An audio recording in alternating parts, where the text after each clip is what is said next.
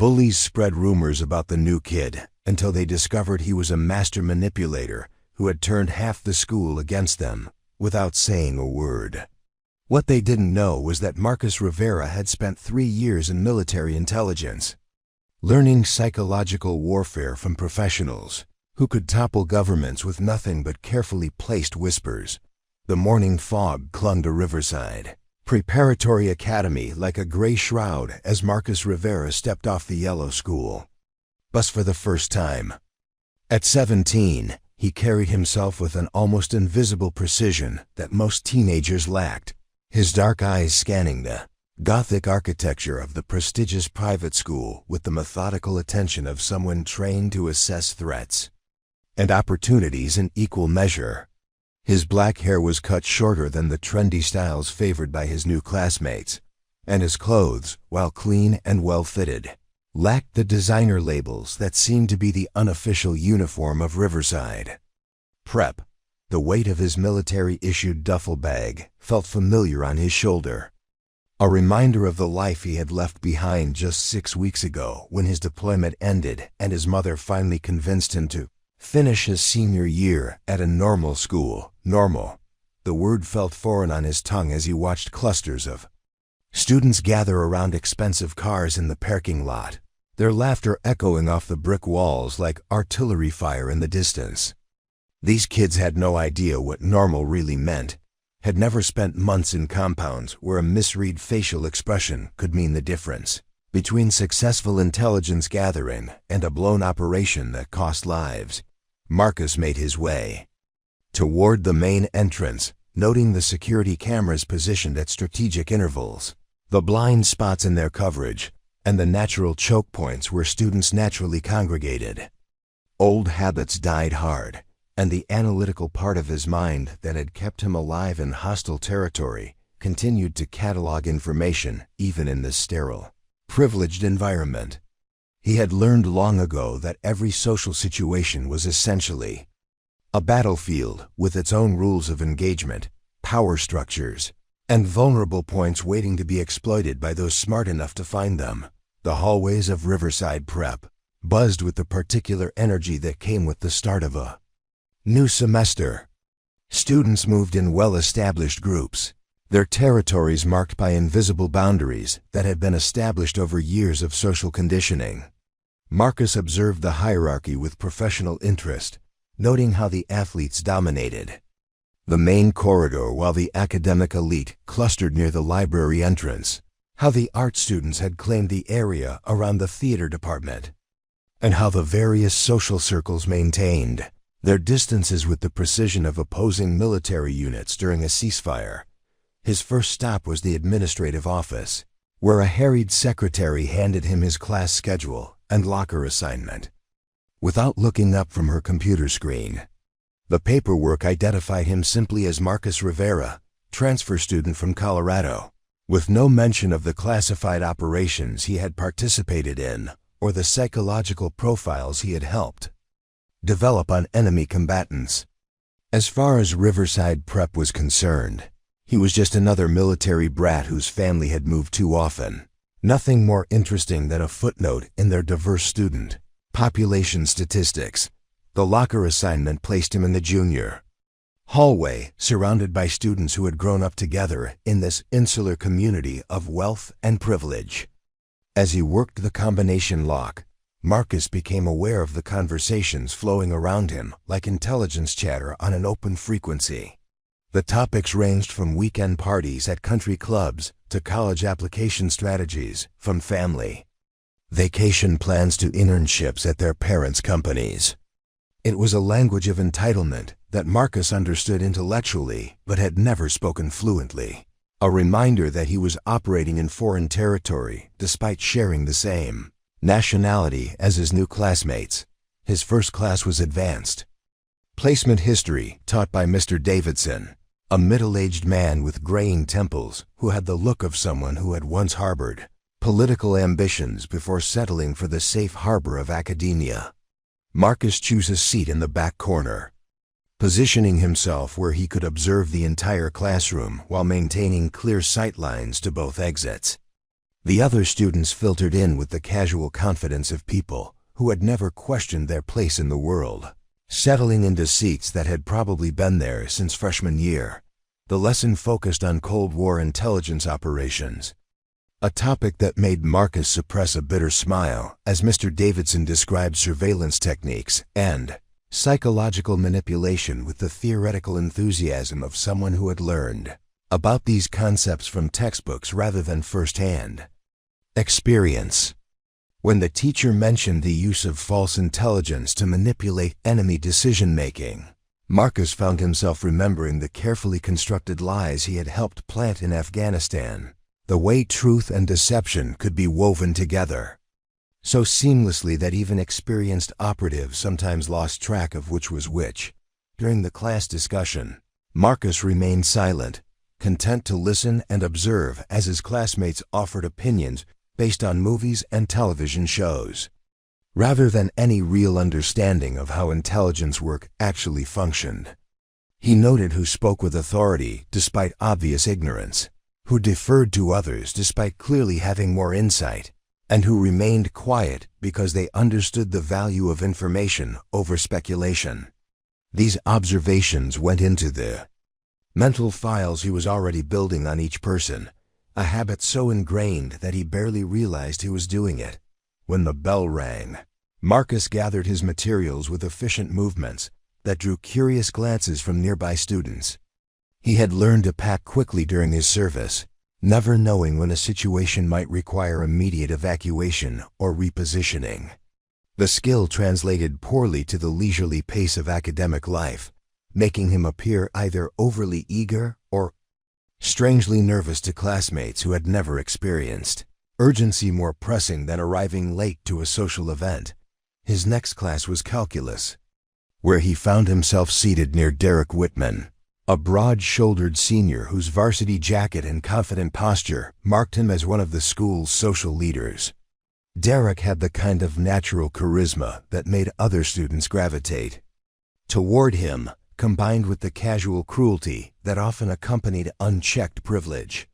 Marcus recognized the type immediately, having encountered similar personalities among certain officers who confused rank with actual leadership ability. During a break in the lesson, Derek turned to examine the new student with the calculating interest of a predator evaluating potential prey. His blue eyes took in Marcus's regulation haircut, his neutral expression, and his lack of obvious wealth markers with the practiced assessment of someone accustomed to determining social hierarchies at a glance. Derek's smile was friendly enough on the surface, but Marcus had learned to read the subtle micro-expressions that revealed true intentions, and what he saw behind that smile was the cold curiosity of someone looking for entertainment at another person's expense. "You're the new guy, right?" Derek asked, his voice carrying just far enough to attract the attention of nearby students. "Marcus something?" "Rivera," Marcus replied evenly, his tone giving nothing away. In intelligence work, information was currency, and he had no intention of enriching potential adversaries without understanding what he might gain in return.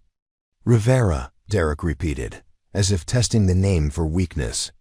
"Where'd you transfer from? Colorado, right? What's out there, military bases and mountain men?"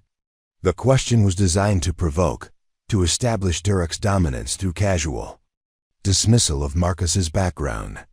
It was a basic interrogation technique, using assumptions and stereotypes to make the subject feel defensive, and more likely to overshare in an attempt to correct the record.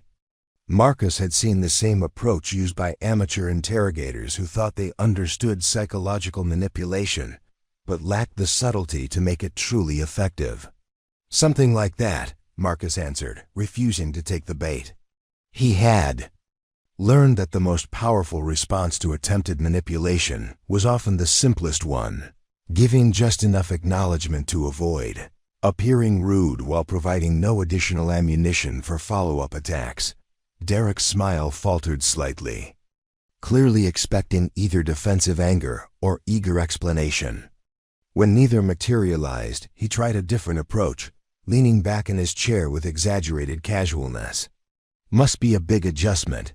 Coming from the middle of nowhere to a place like Riverside, we do things differently here. Higher standards, you know. The implication was clear. Marcus was an outsider who didn't belong. Someone who would need to prove himself worthy of acceptance by the established social order. It was territorial behavior disguised as friendly conversation, a way of establishing dominance without appearing overtly aggressive. Marcus recognized it as the kind of psychological positioning that junior officers sometimes attempted when trying to assert authority over more experienced subordinates. "I'm sure I'll figure it out," Marcus replied, his tone remaining neutral despite the growing interest this conversation was generating from their classmates. He could feel other students tuning into the exchange, sensing the undercurrent of tension that suggested this might develop into something worth watching. Derek seemed to realize that his usual tactics weren't having the desired effect, but rather than backing down, he doubled down on his approach. "Well, if you need any help navigating the social scene here, let me know. It can be pretty complicated for outsiders. Lots of unwritten rules, family connections, that sort of thing. Wouldn't want you to accidentally step on any toes." The threat was wrapped in the language of helpfulness, but the message was unmistakable. Stay in your lane, don't challenge the existing order, and remember that you're here on sufferance rather than by right.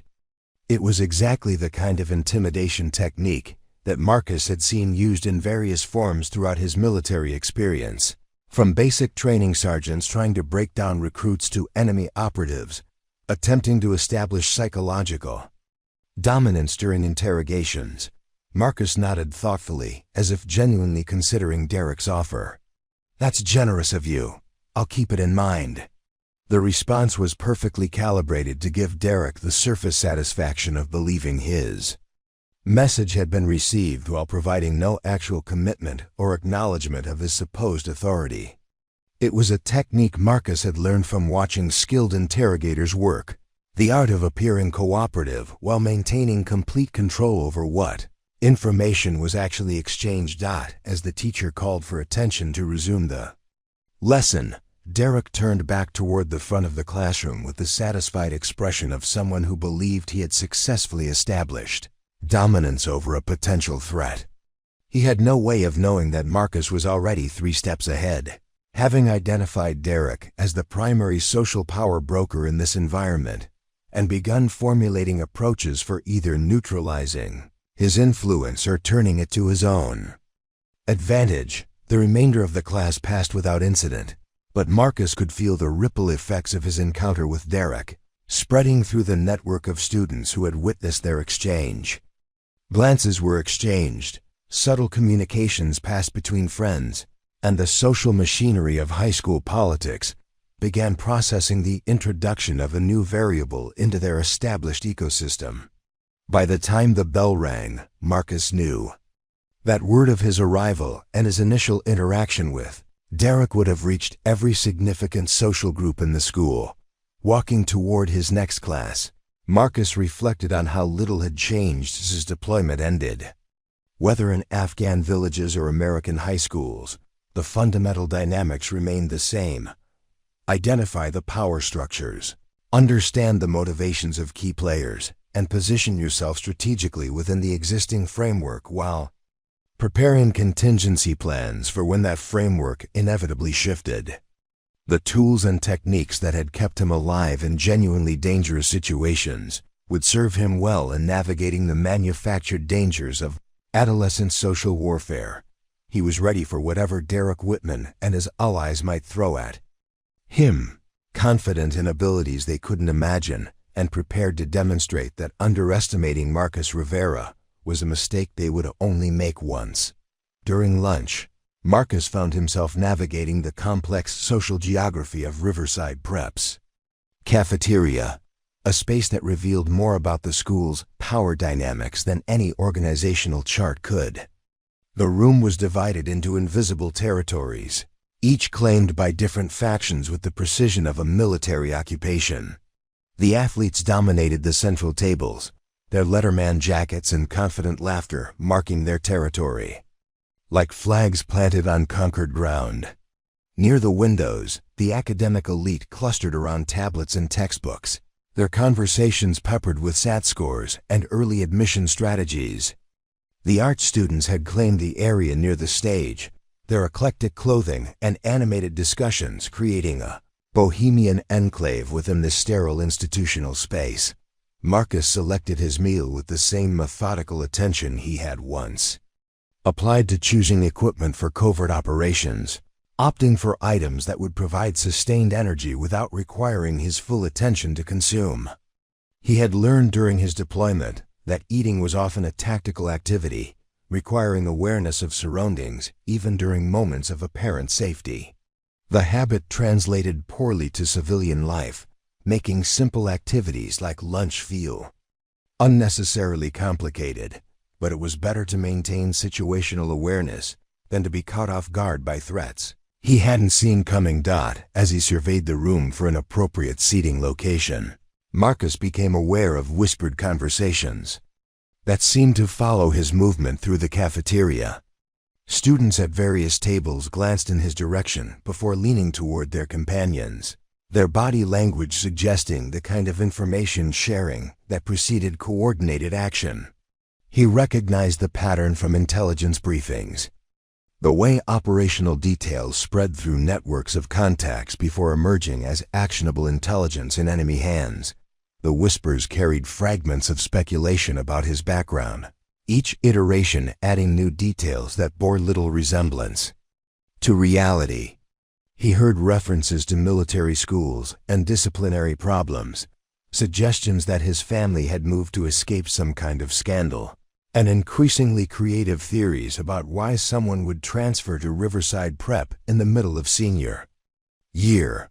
The rumors were spreading with the viral efficiency of social media, mutating and evolving with each retelling until the truth became irrelevant compared to the narrative that best served the storyteller's purposes. Marcus chose a table near the back corner of the cafeteria, positioning himself where he could observe the entire room while maintaining clear sight lines to all exits. The location also placed him within hearing range of several different social groups, allowing him to monitor multiple conversations simultaneously without appearing to eavesdrop.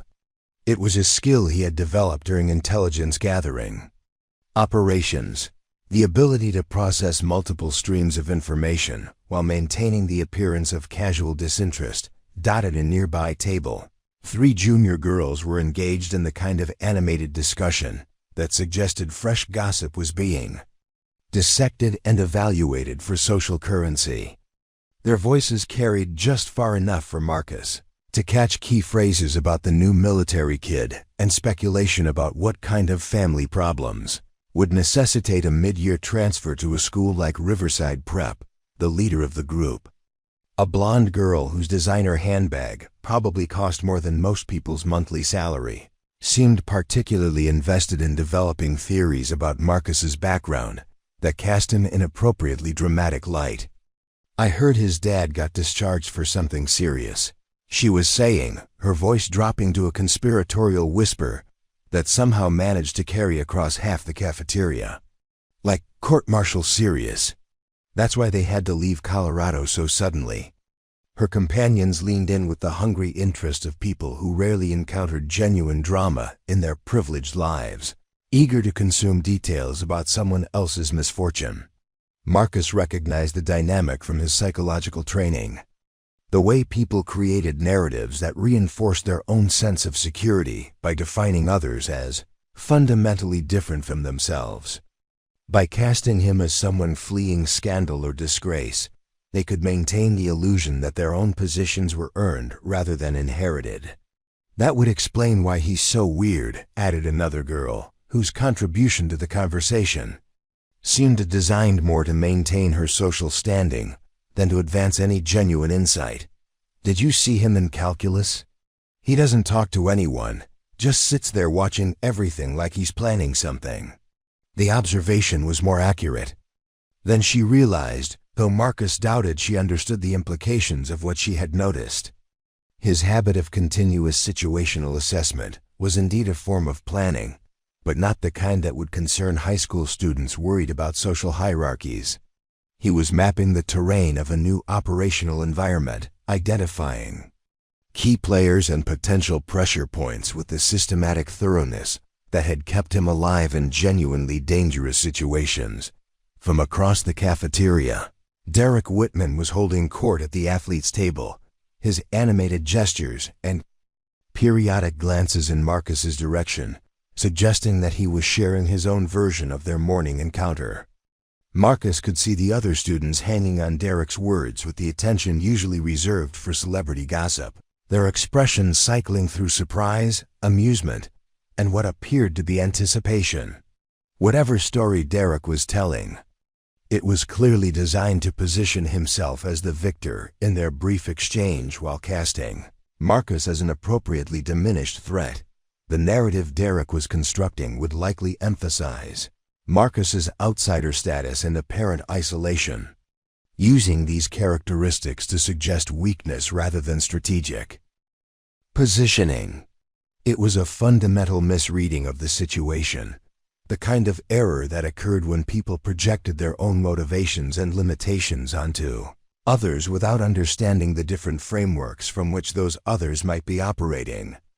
Derek's confidence in his social dominance was blinding him to the possibility that Marcus might be operating according to entirely different rules and objectives.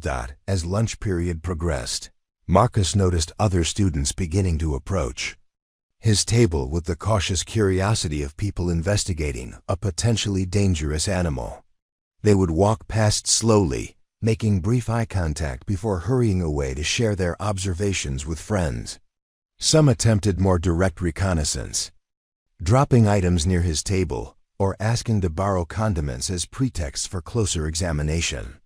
Each interaction provided Marcus with additional data about the social network he was navigating, revealing alliances and hierarchies that might not be apparent from casual observation. One particularly bold sophomore actually approached his table, directly introduced herself as Jessica Park, and asked if he was finding Riverside Prep welcoming. Her question was loaded with multiple layers of meaning, testing both his social awareness and his willingness to engage with potential allies or enemies. Marcus recognized the approach as a classic intelligence probe, designed to gather information, while appearing to offer friendship or assistance. "Everyone's been very helpful," Marcus replied, his tone conveying gratitude without committing to any specific allegiances. "It's always interesting to experience new environments and meet different kinds of people." Jessica's eyes sharpened at his response, clearly recognizing that he had avoided her trap while providing no useful intelligence about his intentions or vulnerabilities. She was smarter than most of her classmates, Marcus realized, with the kind of analytical mind that might actually pose a challenge if she decided to make him a target of investigation. But her approach also suggested that she might be operating independently of Derek's faction, possibly representing a different power center within the school's complex political landscape. "Well, if you need anything or have questions about how things work around here, let me know," Jessica said, offering what appeared to be genuine helpfulness, while maintaining the ambiguous undertones that characterized most social interactions. In environments like this, it can take time to figure out all the unwritten rules. The phrase echoed Derek's earlier warning about unwritten rules, but Jessica's delivery suggested she might be offering genuine assistance rather than veiled threats. Marcus filed the distinction away for future reference, recognizing that she might represent an opportunity for alliance or at least neutral coexistence in whatever conflicts were developing around his presence at the school. After Jessica departed, Marcus became aware of increased activity at Derek's table, with several students departing on what appeared to be missions throughout the cafeteria. They moved with the purposeful efficiency of people carrying specific instructions, approaching various tables and engaging in brief, intense conversations before moving on to their next targets. Marcus recognized the pattern as information warfare. In its most basic form, the systematic distribution of selected narratives, designed to shape public opinion and influence future actions. Within 20 minutes, the whispered conversations throughout the cafeteria had taken on a more coordinated quality, with similar themes and talking points emerging from multiple sources simultaneously. The rumors about Marcus's background had evolved beyond simple speculation into detailed stories that cast him as everything from a juvenile delinquent to a potential security threat. The sophistication of the campaign impressed Marcus despite himself. Derek clearly understood the principles of psychological operations, even if he lacked formal training in their application. The bell signaling the end of lunch period created a sudden flurry of activity as students gathered their belongings and prepared to transition to afternoon classes. Marcus remained seated until the initial rush subsided, using the time to observe the final interactions and last-minute consultations. That suggested various factions were preparing for the next phase of whatever operations they had planned. He could see Derek coordinating with several other students, their body language suggesting they were finalizing details for actions that would likely target Marcus during afternoon classes or after school. Walking toward his next class, Marcus reflected on the intelligence he had gathered during lunch and the emerging picture it painted of Riverside Prep's social ecosystem.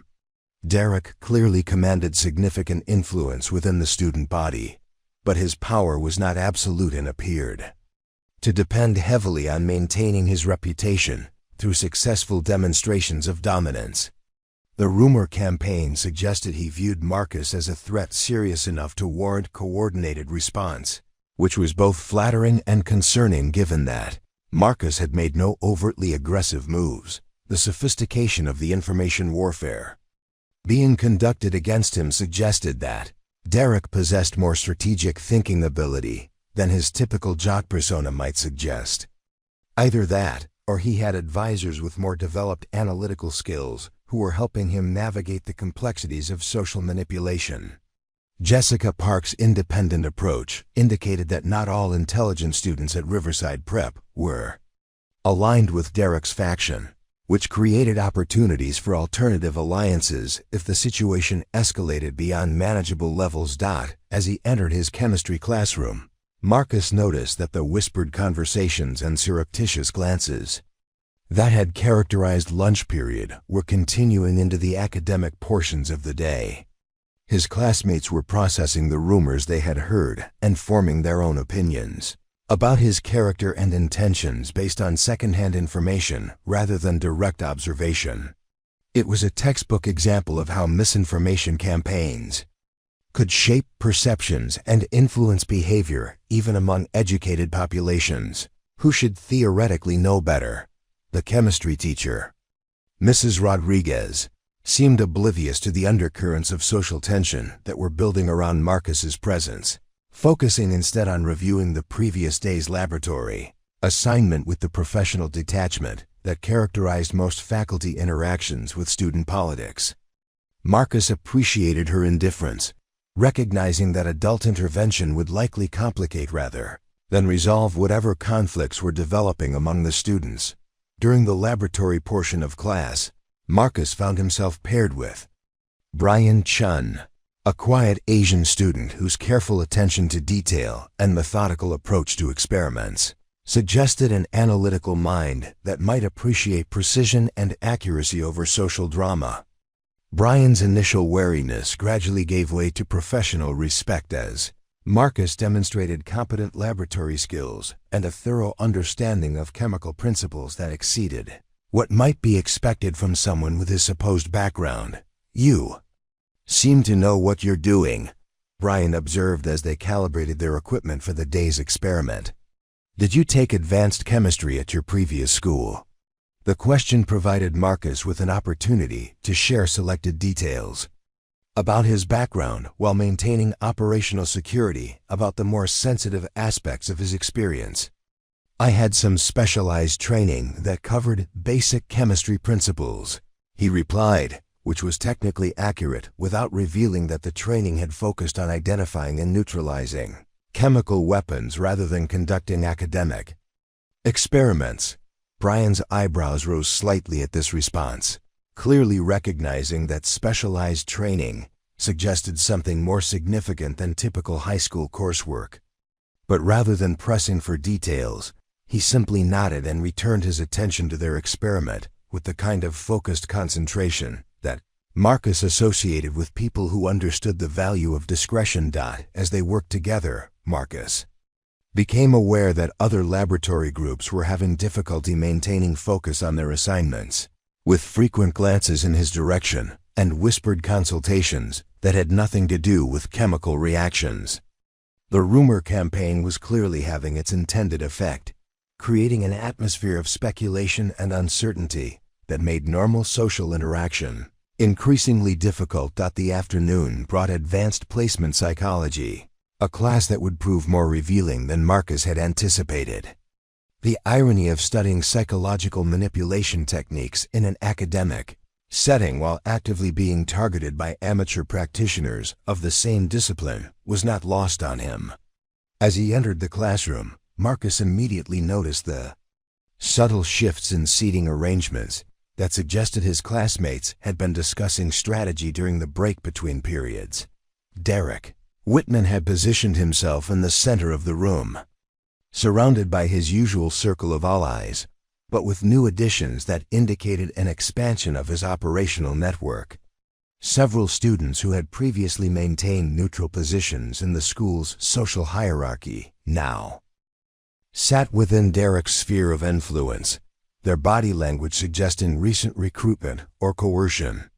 Marcus recognized the pattern from his intelligence training, the way successful operators expanded their networks by offering protection, benefits, or simply the security that came from aligning with perceived strength. The teacher, Dr. Sarah Mitchell, was a sharp-eyed woman in her 40s whose academic credentials included a doctorate in behavioral psychology and published research on group dynamics in institutional settings. Unlike the other faculty members Marcus had encountered, Dr. Mitchell seemed genuinely aware of the social undercurrents flowing through her classroom, her gaze moving systematically across the room as if conducting her own situational assessment. Today we'll be discussing the psychology of rumor and misinformation, Dr. Mitchell announced, her timing so perfect that Marcus wondered if she had deliberately chosen this topic in response to the morning's events. Who can tell me the primary psychological needs that rumors serve in social groups? Several hands shot up immediately, including Derek's, but Dr. Mitchell's eyes settled on a quiet girl named Amanda Foster, who rarely participated in class discussions. Miss Foster? Amanda's voice was barely above a whisper as she spoke, but her words carried the weight of personal experience. Rumors help people feel like they have information others don't. They create a sense of belonging when you share secrets, and they help establish social hierarchies by deciding who gets to know what. Excellent analysis, Dr. Mitchell replied, her approval genuine. And what psychological factors make people more likely to believe and spread rumors, particularly when those rumors concern newcomers to established social groups?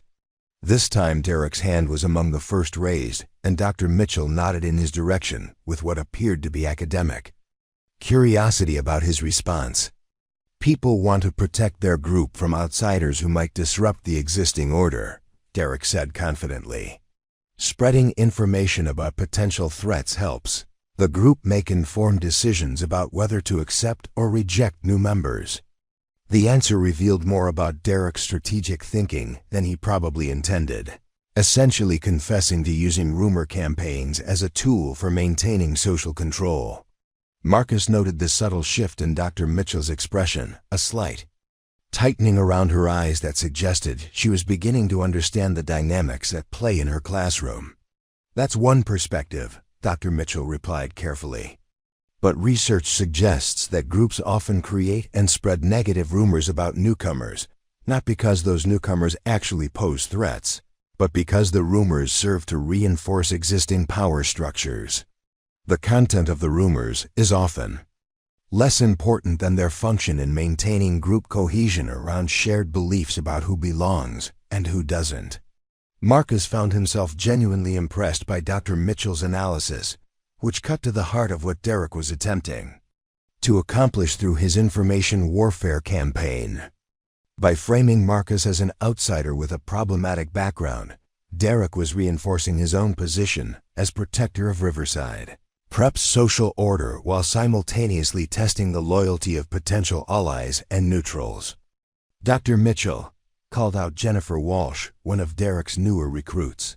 What about when rumors are based on observable behaviors? Like if someone acts suspicious or antisocial, isn't it reasonable for people to share concerns about that person? The question was clearly designed to provide academic justification for the rumor campaign against Marcus, disguising personal attack as legitimate social concern. Marcus recognized the technique from political propaganda, the way aggressors often claim defensive motivations for their aggressive actions. Dr. Mitchell's response was swift and precise. That's an excellent question, Miss Walsh, because it highlights the difference between sharing factual observations and creating interpretive narratives.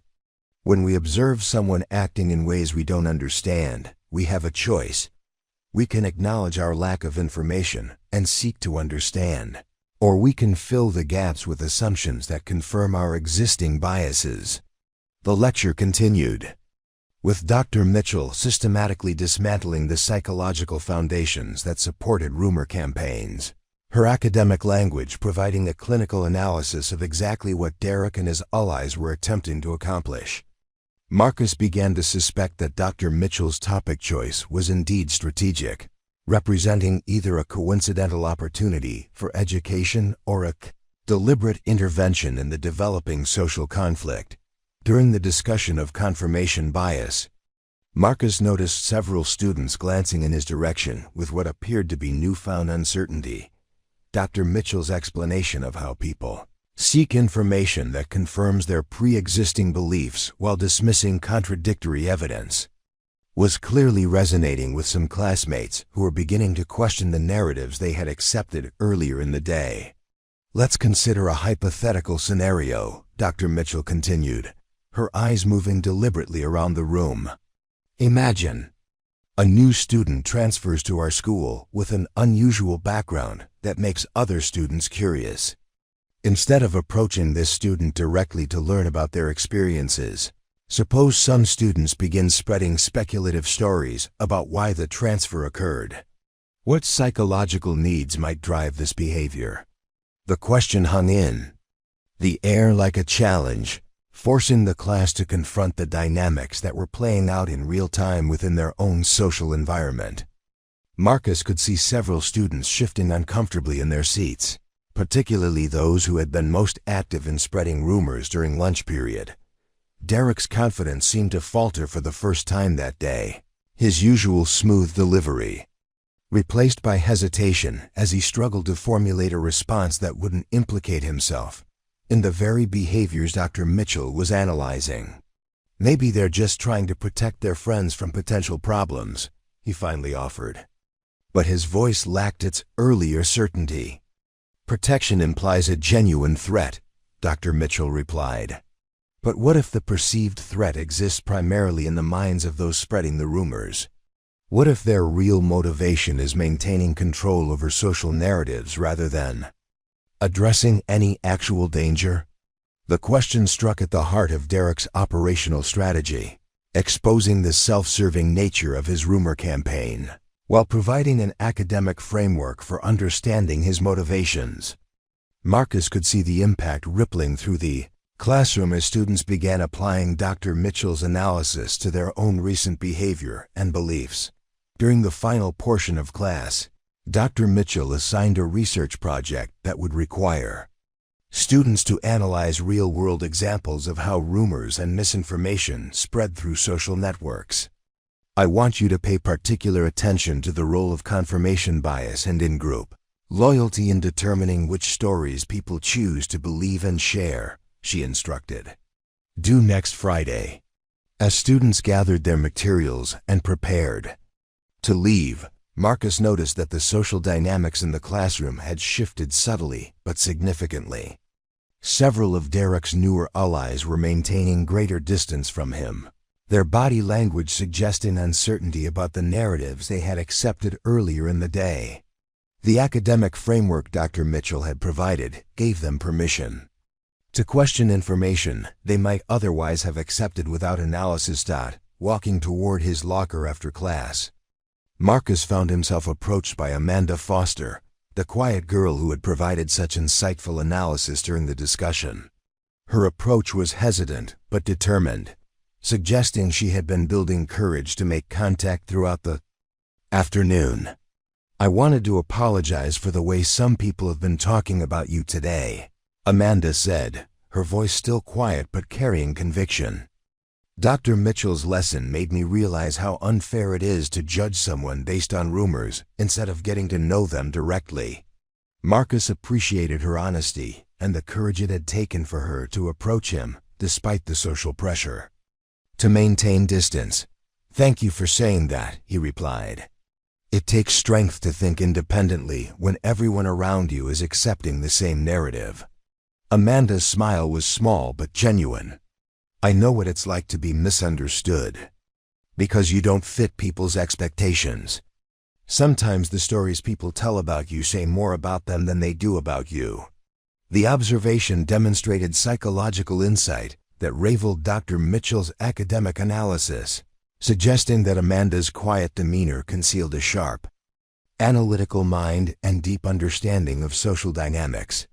Marcus recognized that she might prove to be a valuable ally, not because of her social influence, which was minimal, but because of her ability to see through the manipulation techniques that were proving effective with other students. Their conversation was interrupted by the arrival of Tyler Morrison, one of Derek's closest allies, whose aggressive posture and deliberate invasion of personal space suggested he was operating under specific instructions to escalate the conflict. Tyler was built like a linebacker but lacked Derek's strategic intelligence, making him a useful tool for intimidation, but potentially dangerous due to his unpredictability. "Hey Rivera," Tyler said, his voice carrying the forced casualness that characterized poorly executed intimidation attempts. "We've been hearing some interesting stories about your background. Something about your family having to leave Colorado pretty quickly." The approach was crude compared to Derek's more sophisticated psychological operations, relying on direct confrontation rather than subtle manipulation. Marcus recognized Tyler as the kind of operator who preferred blunt instruments to precision tools, useful for certain applications, but likely to cause collateral damage that might complicate broader strategic objectives. "People seem very interested in my background," Marcus replied evenly, neither confirming nor denying the implied accusations. "I'm curious about what specific stories you've heard." The response turned Tyler's attempted interrogation back on itself, forcing him to either repeat rumors that would expose him as a gossip or admit that he was operating on second-hand information. Marcus could see Amanda watching the exchange with interest, her earlier conversation with Dr. Mitchell clearly providing her with framework for analyzing the psychological tactics being employed. Tyler's face reddened as he realized his approach wasn't producing the desired results. "Look, man, I'm just saying that people are asking questions. Maybe it would be better if you found somewhere else to finish school, somewhere with people more like you." The suggestion was delivered as advice, but functioned as a threat, attempting to use social pressure to achieve what direct confrontation had failed to accomplish. Marcus recognized the technique from his intelligence training. The way psychological operations often escalated from information warfare to more direct forms of pressure when initial approaches proved ineffective. "I appreciate your concern," Marcus said, his tone suggesting genuine gratitude despite the obvious hostility underlying Tyler's approach. "But I think I'll stick around and see how things develop. New environments can be very educational." Tyler's frustration at being outmaneuvered was evident in his body language, his hands clenching into fists before he apparently remembered that they were standing in a hallway filled with potential witnesses. Physical intimidation would cross lines that might bring adult intervention, potentially exposing the broader campaign being conducted against Marcus. As Tyler walked away, clearly struggling to maintain dignity after his failed intimidation attempt, Amanda moved closer to Marcus with what appeared to be newfound respect. "That was impressive," she said quietly. "Most people would have either gotten angry or tried to defend themselves with explanations. You made him look foolish without even trying." Marcus appreciated her analysis, recognizing that Amanda possessed the kind of observational skills that might prove valuable in navigating the increasingly complex social warfare developing around his presence at Riverside Prep. Her ability to analyze psychological tactics in real time suggested training or natural aptitude that extended beyond typical high school social dynamics. The final bell of the day created a surge of activity as students headed toward lockers and parking lots, but Marcus noticed that the energy felt different from the morning's casual social interactions. There was tension in the air now, a sense of anticipation that suggested significant developments were expected before the day ended. Groups of students clustered in intense discussions, their body language indicating strategic planning rather than casual conversation. As Marcus gathered materials from his locker, he became aware of increased surveillance from multiple directions. Students who had shown no previous interest in his activities were now positioning themselves to observe his movements, some attempting subtlety while others seemed content to make their attention obvious.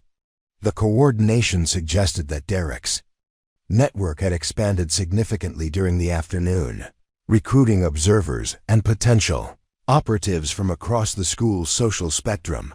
The complexity of the operation impressed Marcus despite himself. Derek clearly possessed more strategic intelligence than his jock persona suggested, either through natural aptitude or guidance from advisors with more sophisticated understanding of psychological warfare. The systematic nature of the rumor campaign, combined with the coordinated surveillance and escalating intimidation attempts, demonstrated planning and execution capabilities that exceeded what Marcus had initially expected from high school students. Walking toward the parking lot where his mother would be picking him up, Marcus reflected on the intelligence he had gathered during his first day at Riverside Prep. The social hierarchy was more complex than initial observations had suggested, with multiple power centers and competing interests that created opportunities for strategic maneuvering.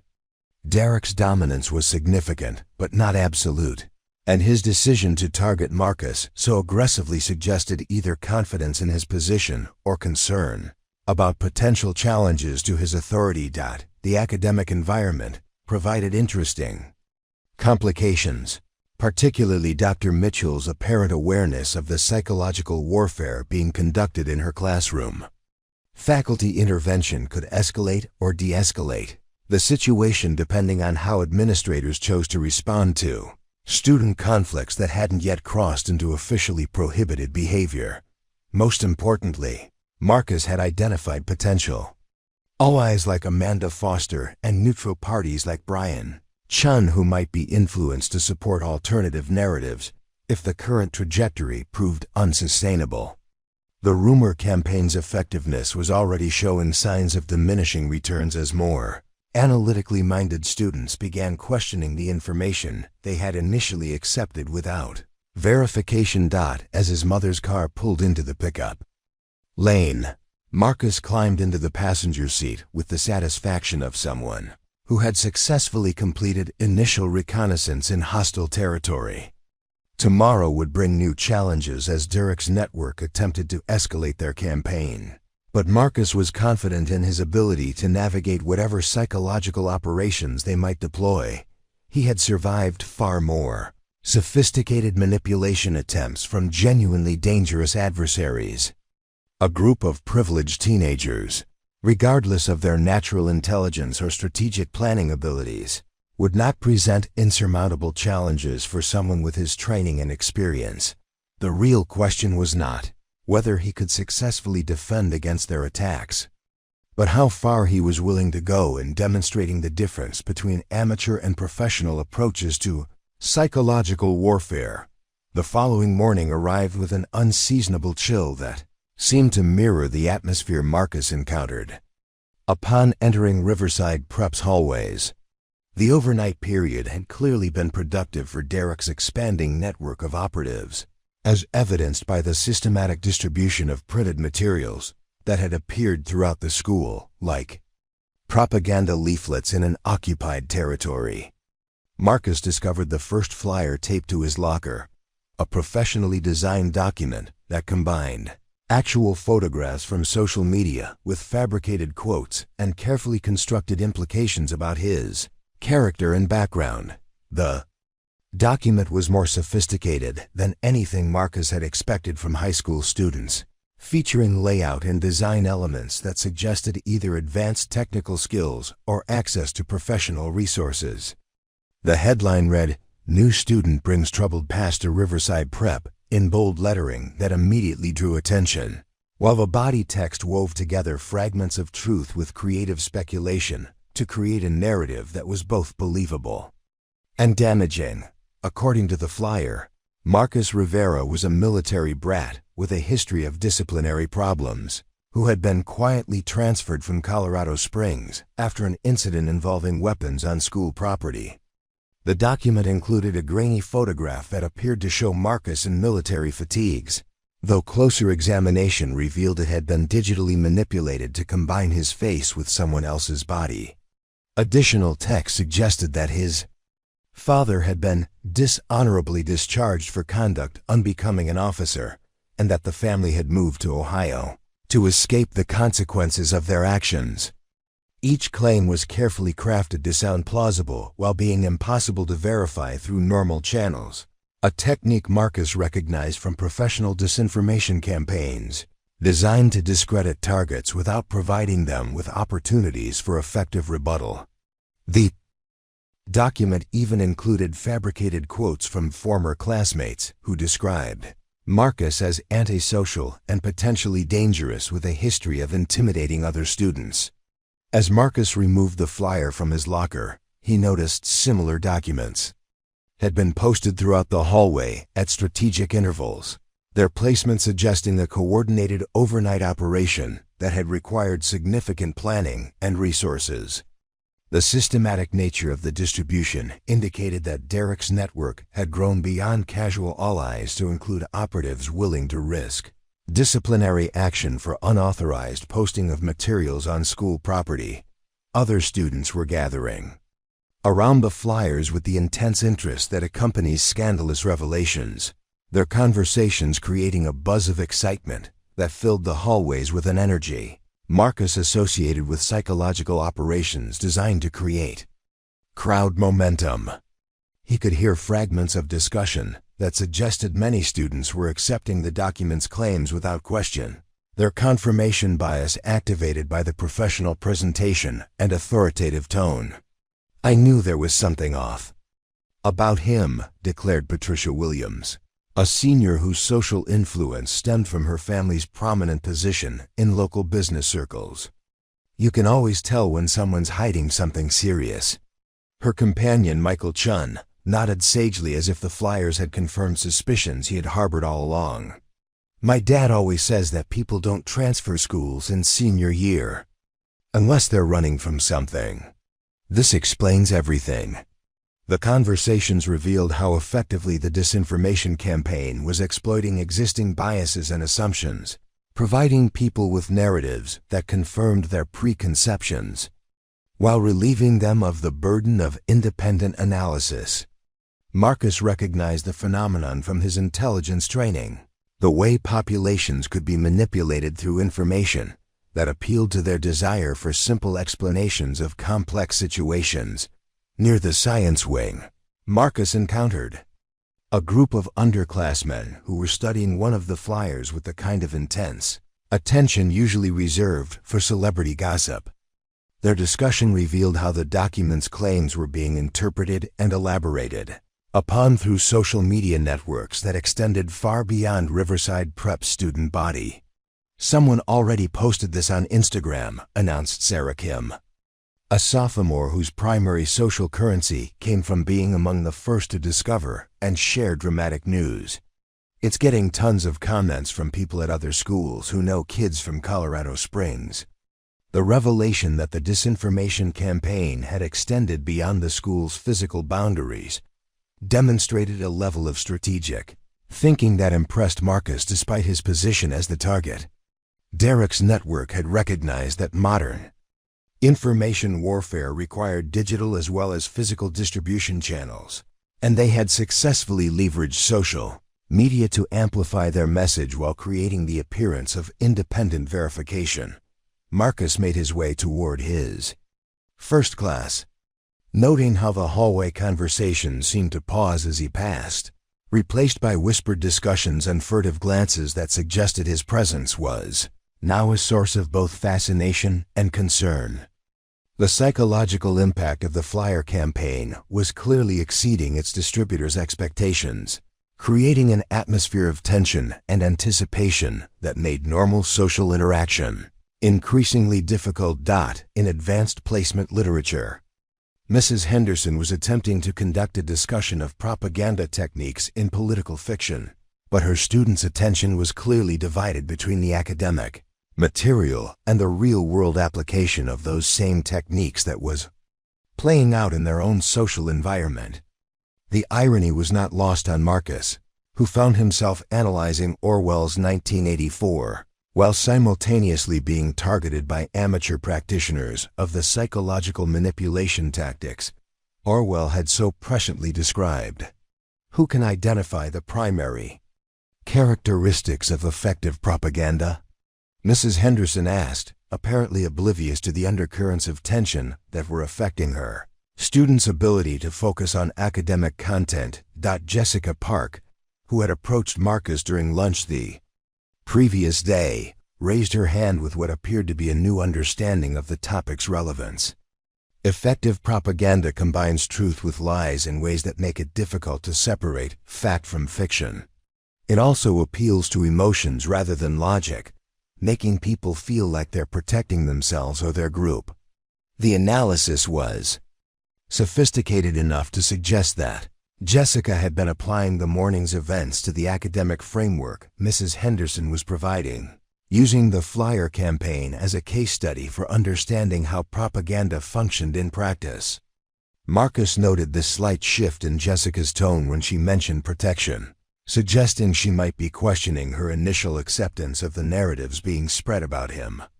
"Excellent observation, Miss Park," Mrs. Henderson replied.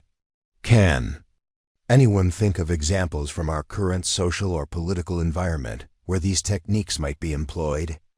The question created an uncomfortable silence as students struggled with the tension between academic analysis and personal involvement in the very phenomena they were being asked to critique.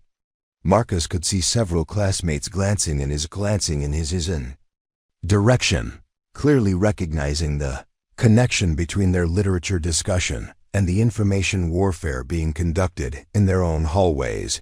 Derek, who had been uncharacteristically quiet during the discussion, finally raised his hand with what appeared to be confident authority. Sometimes people spread information because they genuinely believe it's true and want to protect others from potential threats. That's different from propaganda because the motivation is protective rather than manipulative. The response revealed Derek's attempt to provide academic justification for his disinformation campaign, framing personal attack as community protection, while demonstrating sophisticated understanding of how to manipulate educational discussions for strategic advantage. Marcus recognized the technique from political operatives who used academic settings to legitimize their activities through appeal to higher principles. Mrs. Henderson's response was swift and precise, suggesting she possessed more awareness of her students' extracurricular activities than her academic demeanor might suggest. "That's an interesting distinction, Mr. Whitman, but it raises important questions about how we determine the difference between protection and manipulation.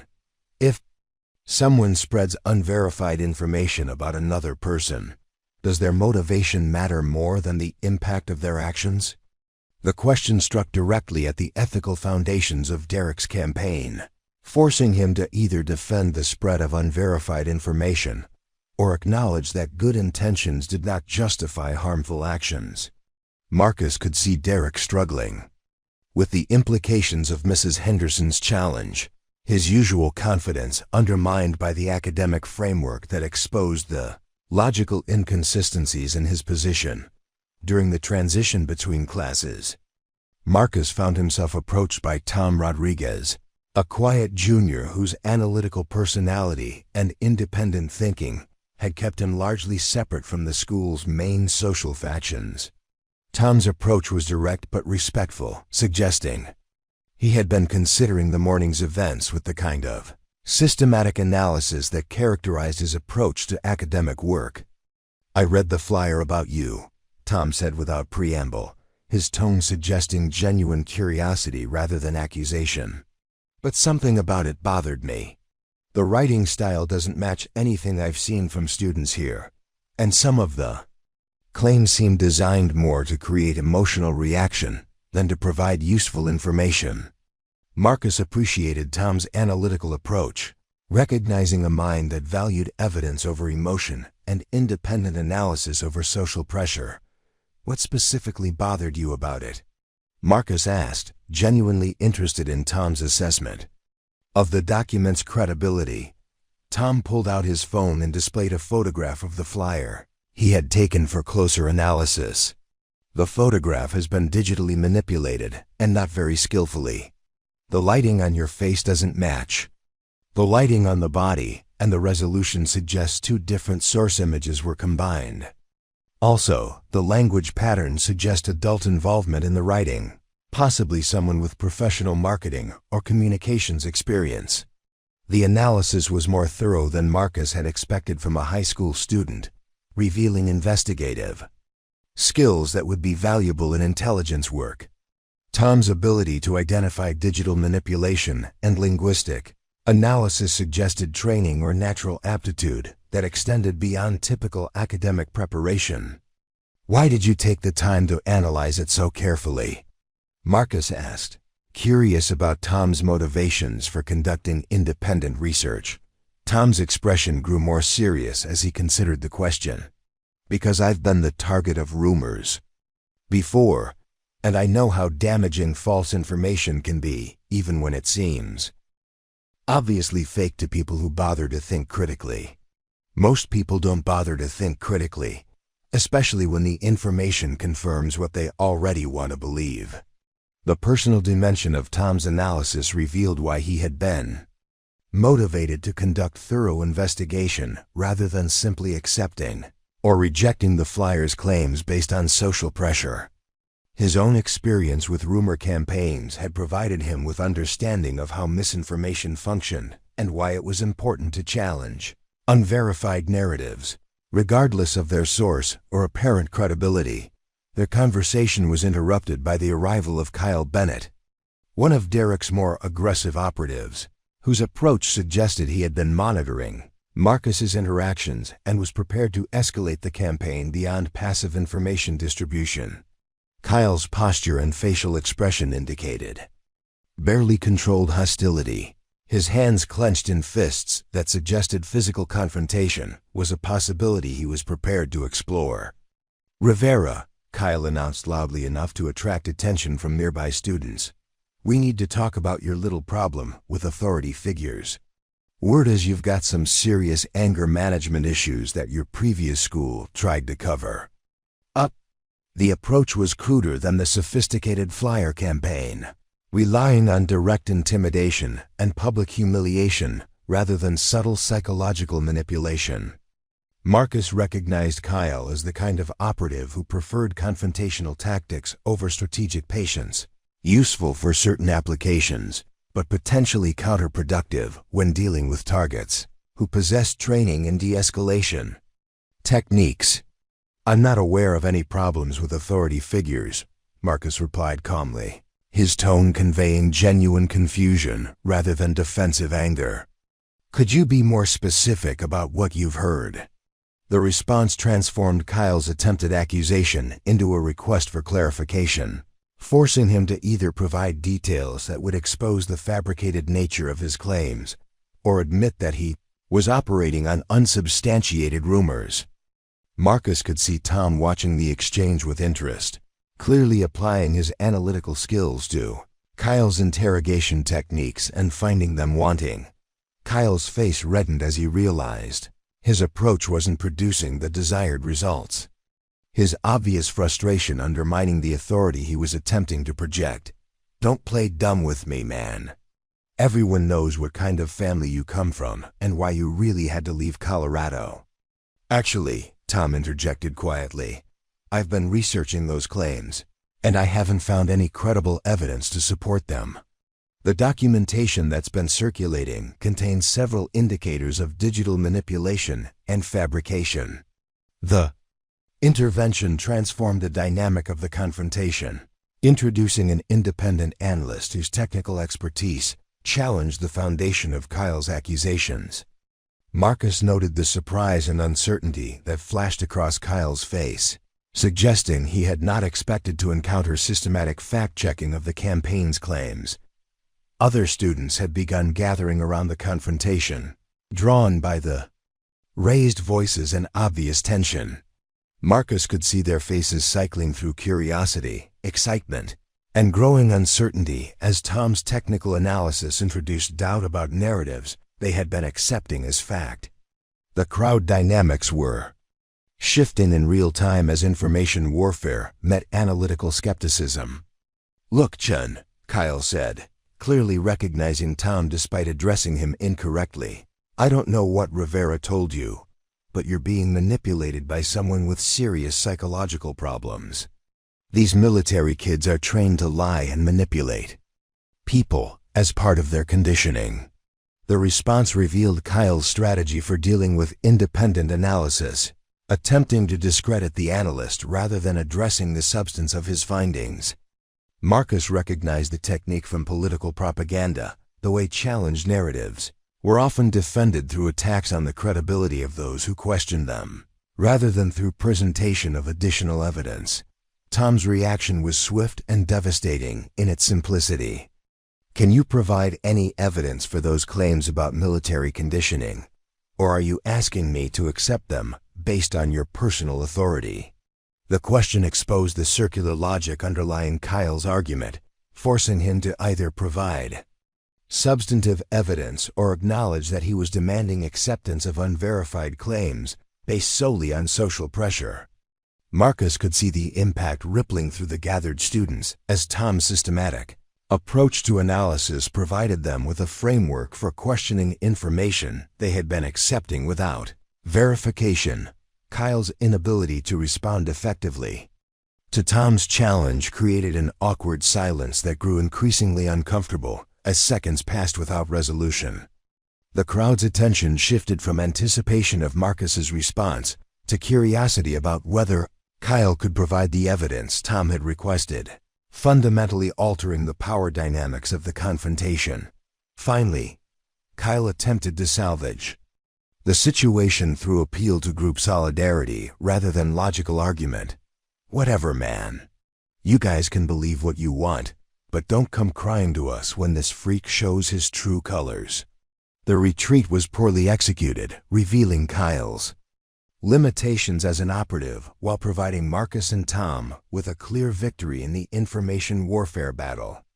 More importantly, the exchange had demonstrated to gathered students that the campaign's claims could be effectively challenged through systematic analysis, potentially undermining Derek's broader strategy of controlling narrative through social pressure. As the crowd dispersed and students headed toward their next classes, Marcus found himself with newfound respect for Tom Rodriguez and recognition that Derek's network faced more sophisticated opposition than they had probably anticipated. The morning's events had revealed both the strengths and weaknesses of the disinformation campaign while identifying potential allies whose analytical skills might prove decisive in whatever conflicts lay ahead.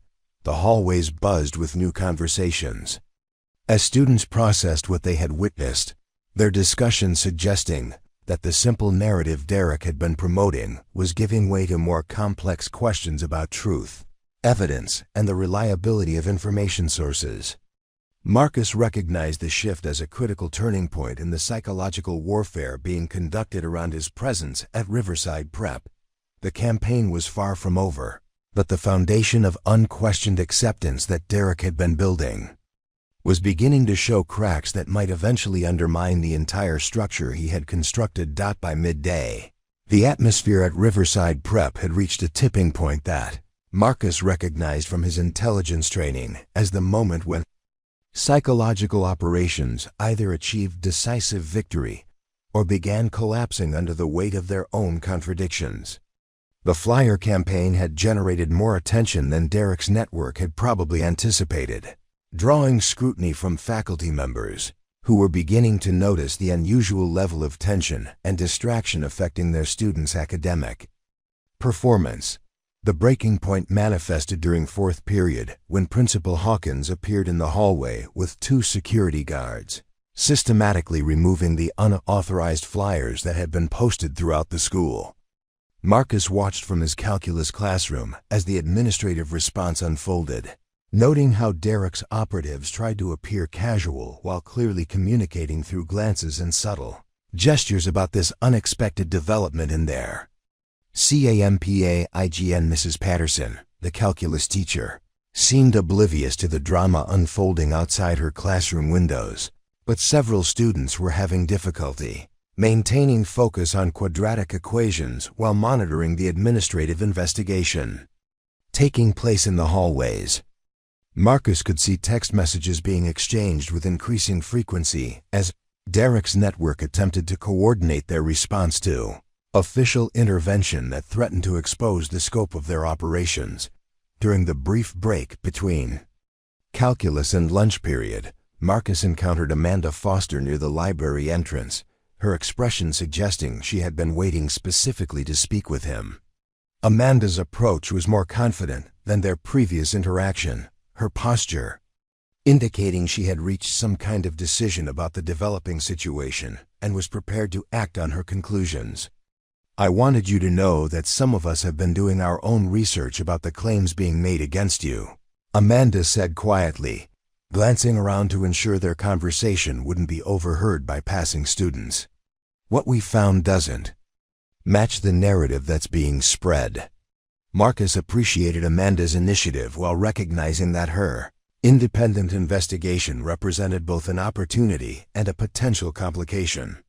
Student-led fact-checking could undermine Derek's disinformation campaign, but it might also escalate the conflict by forcing his network to adopt more aggressive tactics in response to systematic challenge of their credibility. "What kind of research?" Marcus asked, genuinely curious about the methods Amanda and her allies were employing to verify or debunk the claims being circulated about his background. Amanda pulled out her phone and showed Marcus a document that appeared to be a systematic analysis of the morning's flyer, complete with annotations identifying specific claims, potential sources of verification, and logical inconsistencies in the narrative being promoted. The level of detail impressed Marcus, suggesting that Amanda possessed investigative skills that rivaled those of professional analysts.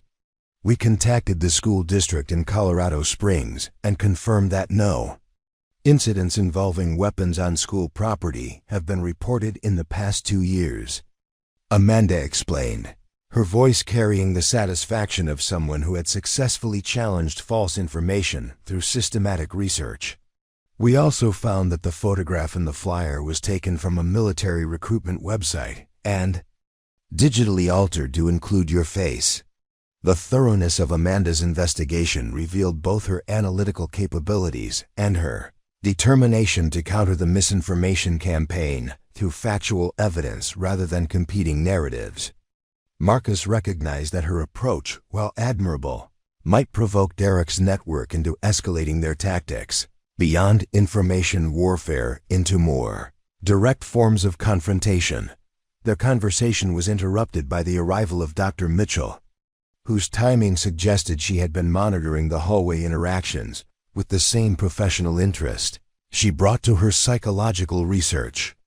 Her expression was serious but not accusatory, indicating she was gathering information rather than making judgments about the students involved in the developing conflict. "Miss Foster, Mr. Rivera," Dr. Mitchell said with the authoritative tone that characterized her classroom management style. "I'd like to speak with both of you about a research opportunity that might interest you. Could you join me in my office during lunch period?" The request was phrased as an invitation, but Marcus recognized the subtle command authority that made refusal unlikely without risking academic consequences. Amanda's slight nod suggested she had reached the same conclusion, though her expression indicated curiosity rather than concern about Dr. Mitchell's intentions. Following Dr. Mitchell to her office, Marcus noted the professional psychological texts that lined her bookshelves, many of them focusing on group dynamics, social manipulation, and the psychology of conflict resolution. The academic credentials displayed on her walls included certifications in crisis intervention and mediation, suggesting she possessed both theoretical knowledge and practical experience in managing situations like the one developing at Riverside Prep. "I've been observing some interesting social dynamics in my classes recently," Dr. Mitchell began once they were seated, her tone suggesting professional curiosity rather than disciplinary concern. "Dynamics that seem to illustrate many of the psychological principles we've been studying in academic contexts." Amanda shifted slightly in her chair, clearly recognizing that Dr. Mitchell was referring to the information warfare campaign being conducted around Marcus's presence at the school. Marcus appreciated the teacher's indirect approach, which provided them with an opportunity to discuss the situation without requiring admission of specific activities that might warrant disciplinary action. "Dr. Mitchell," Amanda said carefully, "if you were observing a situation where false information was being systematically spread about a student, what would be the most effective way to counter that campaign without escalating the conflict?" The question revealed Amanda's strategic thinking while providing Dr. Mitchell with insight into the student's understanding of their situation. Marcus noted the teacher's slight smile, suggesting she approved of Amanda's analytical approach to what could easily have become an emotional confrontation. "That's an excellent question, Miss Foster," Dr. Mitchell replied, her academic training evident in her systematic response. "Research suggests that misinformation campaigns are most effectively countered through systematic presentation of factual evidence rather than emotional appeals or direct confrontation. However, the effectiveness of fact-based responses depends heavily on the target audience's willingness to evaluate evidence objectively." Marcus recognized that Dr. Mitchell was providing them with strategic guidance disguised as academic discussion, offering professional insight into psychological operations, while maintaining the fiction that they were discussing theoretical scenarios rather than current events at Riverside Prep. "What about situations where the people spreading false information have significant social influence?" Marcus asked, testing whether Dr. Mitchell was prepared to address the power dynamics that were complicating their ability to respond effectively to Derek's campaign. Dr. Mitchell's expression grew more serious as she considered the question, clearly recognizing the real-world implications behind Marcus's theoretical inquiry. "Social influence can certainly complicate fact-based responses, especially in environments where group loyalty is valued more highly than objective truth. In such cases, it's often necessary to identify alternative sources of credibility and influence that can provide independent validation of factual information." The guidance was sophisticated enough to suggest that Dr. Mitchell understood both the academic principles and practical challenges involved in countering sophisticated disinformation campaigns. Marcus began to suspect that her psychological expertise extended beyond classroom instruction into areas that might prove valuable in developing more effective responses to Derek's operations. Their discussion was interrupted by a knock on Dr. Mitchell's office door, followed by the entrance of Principal Hawkins, whose expression suggested he was dealing with administrative complications that extended beyond routine disciplinary matters. His presence transformed the atmosphere in the office from academic consultation to something approaching crisis management. "Dr. Mitchell," Principal Hawkins said, his tone carrying the weight of someone who had been dealing with escalating problems. "Throughout the morning, I need to speak with you about some materials that were distributed on school property without authorization. Materials that seem to target specific students with potentially defamatory claims." The principal's careful language revealed his awareness that the situation involved legal as well as educational considerations, particularly if the flyer campaign contained false statements that could be construed as libel or harassment. Marcus recognized that administrative intervention might either resolve the conflict through official channels or escalate it by forcing Derek's network to operate through less visible means. Dr. Mitchell's response was professionally measured, suggesting she had been anticipating this development and was prepared to provide appropriate guidance. "Principal Hawkins, I believe Miss Foster and Mr. Rivera might have some insights relevant to your investigation. They've been conducting their own analysis of the materials in question."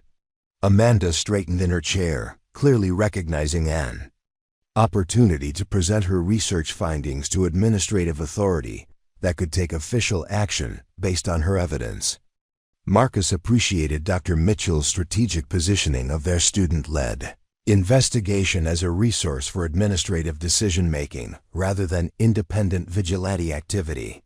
"We've been documenting several factual inaccuracies in this distributed materials," Amanda began, her voice carrying new confidence as she addressed Principal Hawkins directly, "including digitally manipulated photographs and claims that can be disproven through contact with relevant authorities in Colorado."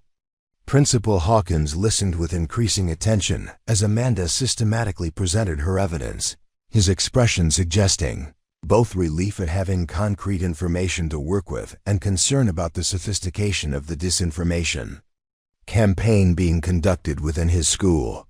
Marcus could see the administrative wheels turning as the principal considered the legal and educational implications of student-produced materials that contained demonstrably false information.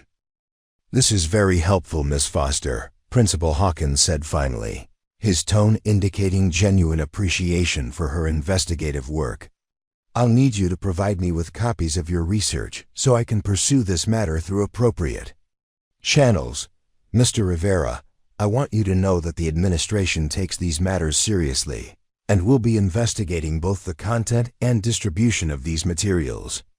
The promise of official investigation represented a significant escalation in the conflict, potentially exposing Derek's network to disciplinary action while validating the concerns that Marcus and his allies had raised about the disinformation campaign.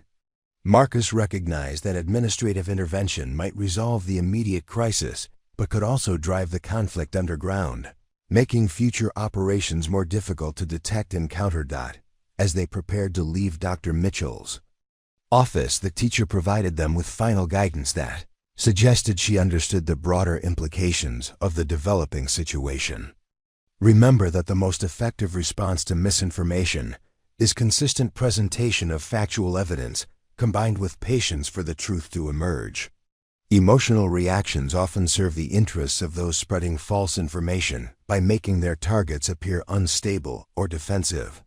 Walking toward the cafeteria for lunch, Marcus reflected on how the morning's events had fundamentally altered the dynamics of his conflict with Derek's network.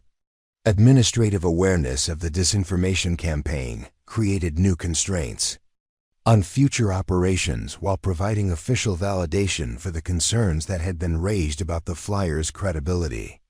Amanda's systematic fact-checking had established a model for challenging false information that other students might adopt, potentially undermining Derek's ability to control narrative through social pressure alone. The lunch period would likely bring new developments as Derek's network adjusted their tactics in response to administrative intervention and growing skepticism from students who had been exposed to alternative analysis of their claims. Marcus was prepared for escalation, recognizing that cornered adversaries often abandoned subtle approaches in favor of more direct confrontation when their Initial strategies proved ineffective. The afternoon would test whether Derek possessed the strategic flexibility to adapt his operations to changing circumstances, or whether his network would fragment under pressure from multiple sources of opposition. Marcus was confident in his ability to navigate whatever developments emerged, but he also recognized that the conflict was entering a phase where miscalculation by any party could have consequences extending far beyond high school social dynamics. The real test of his psychological warfare training was about to begin. As amateur operators discovered the difference between manipulating willing audiences and maintaining operational effectiveness when facing systematic opposition from multiple sources of credible resistance, the lunch period erupted into chaos. Within minutes of Marcus entering the cafeteria, though the explosion came from an entirely unexpected direction that caught even his trained situational awareness off guard. Derek Whitman stood at the center of the athlete's table, his face flushed with barely controlled rage as he waved his smartphone in the air like evidence at a trial, his voice carrying across the entire cafeteria with the kind of projected authority that demanded immediate attention from every student present. "This is what we're dealing with," Derek announced, his tone combining righteous indignation with calculated performance as he held up his phone to display what appeared to be a social media post that had clearly triggered this public confrontation. "While we've been trying to protect this school from a potential threat, he's been playing psychological games with all of us." Marcus felt the familiar calm settling over him as he recognized the moment when psychological operations shifted from subtle manipulation to direct confrontation, the point where trained operatives separated themselves from amateurs who allowed emotion to override strategic thinking. Derek's public outburst represented either a calculated escalation, designed to force a decisive confrontation, or a loss of operational control that would expose his network's limitations to systematic exploitation. The social media post Derek was displaying showed a series of text messages that appeared to document Marcus engaging in sophisticated manipulation of various students, including detailed psychological profiles and strategic assessments of their vulnerabilities and potential usefulness as allies or assets. The messages were formatted to look like communications between Marcus and an unknown contact, complete with timestamps and reply chains that suggested ongoing coordination with external advisors. "Look at this," Derek continued, his voice rising as he read selected excerpts from the fabricated messages. "Subject Amanda Foster shows signs of social isolation and intellectual superiority complex, potentially useful as unwitting research. Asset. Subject Tom Rodriguez demonstrates analytical obsession that can be redirected toward validation of predetermined narratives.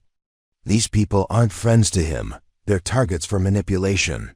The sophistication of the fabricated evidence impressed Marcus despite his position as its primary target, recognizing professional-level disinformation techniques that went far beyond the crude flyer campaign of the morning. Someone with advanced technical skills and deep understanding of psychological warfare had constructed these fake communications with enough authentic detail to make them appear credible to audiences predisposed to believe negative information about their supposed source. Students throughout the cafeteria were pulling out their phones to examine the images Derek was sharing, their conversations creating a buzz of excitement and concern that suggested the fabricated evidence was achieving its intended impact. Marcus could see Amanda Foster's face across the room, her expression cycling through confusion, hurt, and growing anger as she processed the implications of messages that portrayed her as a naive target for psychological manipulation. Tom Rodriguez stood near the science wing entrance, his analytical mind clearly working to process the technical aspects of the alleged communications while struggling with the emotional impact of seeing himself described in clinical terms as a potential asset for intelligence gathering. The personal dimension of the attack was proving more effective than the broader character assassination attempted through the morning's flyer campaign. Jessica Park had positioned herself near one of the supporting pillars, her expression suggesting she was conducting her own rapid assessment of the developing situation, while maintaining strategic distance from the confrontation that was building toward what appeared to be an inevitable climax. Marcus noted her positioning with professional appreciation, recognizing someone who understood the importance of maintaining flexibility during rapidly evolving tactical situations. But here's the really disturbing part, Derek continued, his performance building toward what was clearly intended as the decisive revelation that would permanently destroy Marcus's credibility and social position at Riverside Prep. These messages show him reporting back to handlers about operational security and asset development, like he's running some kind of intelligence operation against his own classmates. The accusations struck directly at the foundation of trust that Marcus had been building with students like Amanda and Tom, transforming their alliance from voluntary cooperation into apparent victimization by someone who viewed them as nothing more than useful tools for achieving unknown objectives. The psychological impact was immediate and devastating, creating exactly the kind of emotional reaction that Derek's network had been unable to generate through their previous attempts at character assassination. Marcus recognized the tactical brilliance of the approach while simultaneously identifying its fundamental vulnerability to systematic analysis by anyone with sufficient technical expertise to examine the fabricated evidence objectively. The fake messages contained subtle inconsistencies in language patterns, metadata, and communication protocols that would be obvious to experienced investigators, but the emotional impact was designed to prevent rational analysis by the target audience, standing to address the cafeteria. Marcus felt the weight of dozens of eyes focused on him with an intensity that reminded him of being under surveillance in hostile territory, where a single wrong move could compromise entire operations and endanger lives. The comparison was not entirely inappropriate, as the social consequences of mishandling this confrontation could indeed destroy his ability to function effectively in this environment. "Those messages are fabricated," Marcus said, his voice carrying clearly across the cafeteria without requiring the theatrical projection that characterized Derek's presentation. "I'm happy to provide my actual phone and social media accounts to any independent analyst who wants to verify that those communications never took place." The offer of transparent verification represented a direct challenge to Derek's disinformation campaign, forcing him to either produce additional fabricated evidence or acknowledge that his accusations couldn't withstand objective scrutiny. Marcus could see uncertainty flickering across Derek's face as he realized that his target was responding with systematic logic rather than the emotional defensiveness that would have validated his accusations. Tom Rodriguez stepped forward from his position near the science wing, his analytical mind clearly having identified the technical inconsistencies that Marcus had expected him to discover. "I'd like to examine those messages more closely," Tom announced, his voice carrying the authority of someone who understood digital forensics well enough to expose fabrication through technical analysis. "The metadata and communication protocols should provide clear evidence of authenticity or manipulation," Tom continued, his systematic approach immediately shifting the dynamic from emotional confrontation to technical investigation.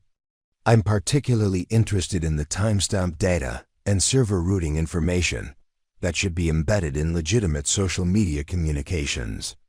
Derek's confidence wavered visibly as Tom's technical expertise transformed the conflict from a battle of narratives into a contest between fabricated evidence and objective analysis. Marcus recognized that Derek's network had not anticipated encountering someone with sufficient technical knowledge to conduct forensic examination of their carefully constructed disinformation. Amanda Foster approached from across the cafeteria, her initial hurt giving way to analytical skepticism as she applied the research skills she had demonstrated earlier in their investigation of the morning's flyer campaign. "Marcus, Can you show us your actual message history with the people mentioned in those screenshots? She asked, her tone suggesting she was prepared to evaluate evidence objectively rather than accepting accusations based on emotional impact. The request provided Marcus with an opportunity to demonstrate transparency while simultaneously exposing the fabricated nature of Derek's evidence through direct comparison with authentic communications. He retrieved his phone and navigated to his message history, displaying the minimal communications that represented his actual interactions with other students at Riverside Prep. Here are my actual messages with Amanda, Marcus said, showing the brief conversations about research collaboration and academic topics that bore no resemblance to the psychological manipulation described in Derek's fabricated evidence. And here are the only communications I've had with Tom, which consist of questions about chemistry assignments and laboratory procedures. The stark contrast between authentic communications and Derek's fabricated evidence was immediately obvious to anyone willing to examine the information objectively, undermining the credibility of the accusations while demonstrating Marcus's willingness to submit to verification that Derek was clearly reluctant to allow for his own claims. Dr. Mitchell appeared at the cafeteria entrance, her expression suggesting she had been monitoring the developing confrontation and was prepared to intervene if the situation escalated beyond the bounds of acceptable student discourse. Her presence reminded everyone that adult authority was aware of the conflict and would likely impose consequences for any behavior that crossed into harassment or defamation. This is exactly what someone trained in psychological manipulation would do, Derek said, his voice taking on a desperate edge, as he recognized that his carefully planned confrontation was not producing the desired results. He's using classic deflection techniques to make us doubt our own evidence while positioning himself as the victim of false accusations. The response revealed Derek's fundamental misunderstanding of how psychological operations actually functioned, confusing systematic logic with manipulative deflection while demonstrating his inability to distinguish between authentic transparency and sophisticated deception. Marcus recognized that Derek's amateur understanding of psychological warfare was beginning to work against him as more analytically minded students applied systematic thinking to his claims. Principal Hawkins entered the cafeteria with 2 security officers, their timing suggesting that the administrative response to the morning's flyer campaign had evolved into broader monitoring of student conflicts that threatened to disrupt the educational environment. The official presence immediately changed the dynamics of the confrontation, introducing consequences that extended beyond social embarrassment into potential disciplinary action. Mr. Whitman, Mr. Rivera, Principal Hawkins said with the authoritative tone that characterized experienced administrators dealing with student conflicts, I need both of you in my office immediately. This public confrontation is creating a disruptive environment that interferes with the educational mission of this institution. The administrative intervention represented both an opportunity and a complication for Marcus, providing official forum for addressing Derek's accusations while potentially constraining his ability to demonstrate the systematic flaws in the disinformation campaign being conducted against him.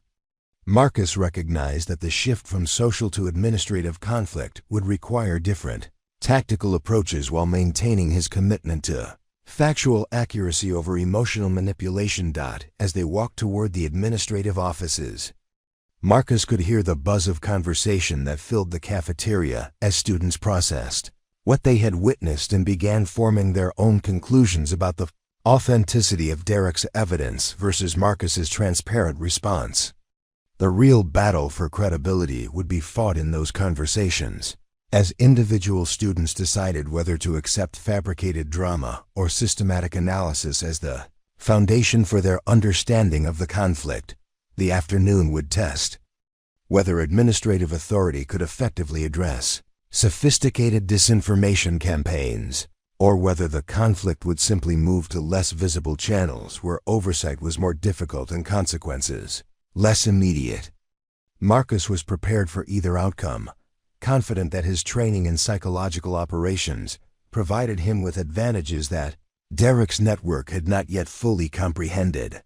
The most dangerous phase of the conflict was just beginning. As amateur operators discovered that escalation often produced unintended consequences that exposed their limitations while providing their targets with opportunities for decisive counteraction. Marcus had been patient long enough. It was time to demonstrate the difference between playing psychological games and conducting actual psychological warfare. Principal Hawkins' office felt like a military briefing room as Marcus and Derek sat across from each other at the polished conference table, their body language revealing the fundamental differences in their approaches to conflict resolution. Derek maintained the aggressive posture of someone convinced of his righteousness, his hands clenched and jaw set in the expression of a person who believed he was fighting a just war against a dangerous enemy. Marcus, by contrast, sat with the relaxed alertness of a professional operator, his demeanor calm but ready, suggesting someone who had participated in far more serious confrontations than high school disciplinary meetings. Dr. Mitchell joined them at Principal Hawkins' request, her psychological expertise apparently deemed necessary for understanding the complex dynamics that had erupted throughout the school day. She carried a folder containing what appeared to be documentation of the various incidents, her expression suggesting she had been conducting her own systematic analysis of the developing situation while maintaining her role as neutral academic observer.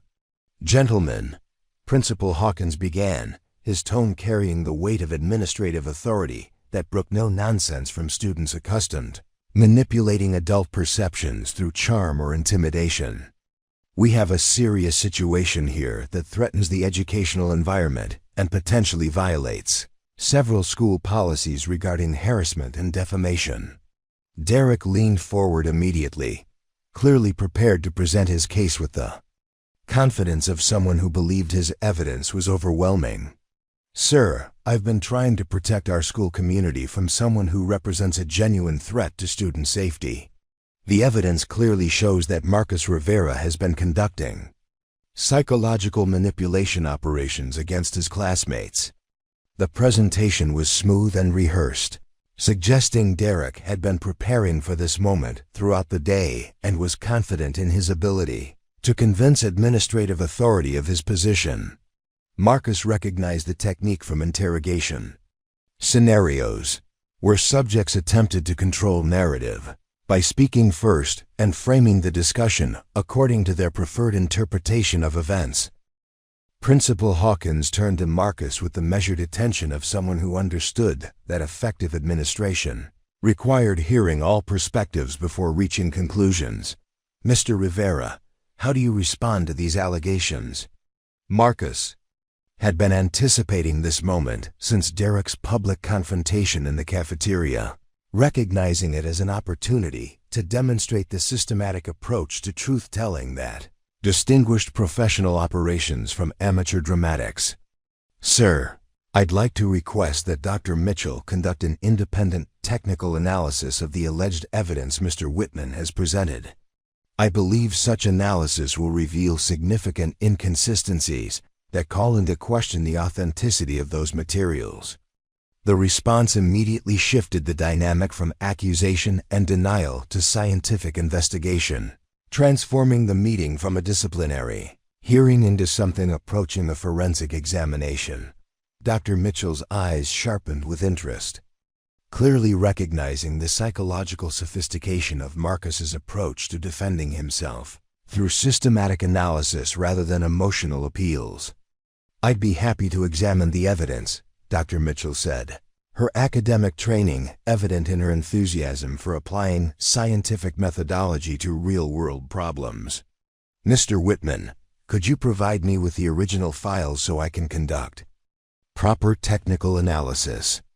Derek's confidence faltered slightly as he realized that his fabricated evidence would need to withstand professional scrutiny rather than simply convincing emotional audiences predisposed to accept dramatic narratives. "The files are on my phone," he said, his voice carrying less certainty than his earlier public presentation. Dr. Mitchell extended her hand expectantly, her expression indicating she was prepared to conduct the kind of systematic examination that would expose any technical manipulation or fabrication. Marcus could see Derek struggling with the implications of submitting his evidence to professional analysis, clearly recognizing that technical expertise posed a threat to his carefully constructed disinformation campaign. "Actually," Derek said, slowly, his strategic thinking finally catching up with the tactical situation he had created, "I think my phone might have some privacy issues that need to be considered before sharing personal information with school officials." The hesitation revealed Derek's recognition that his fabricated evidence would not withstand objective examination, forcing him to find alternative explanations for his reluctance to submit to the very verification he'd been demanding from Marcus. Principal Hawkins' expression suggested he was drawing his own conclusions about the credibility of evidence that its presenter was unwilling to allow independent experts to examine. Marcus seized the opportunity provided by Derek's tactical retreat. Offering his own device for the same technical analysis, Derek was suddenly reluctant to allow.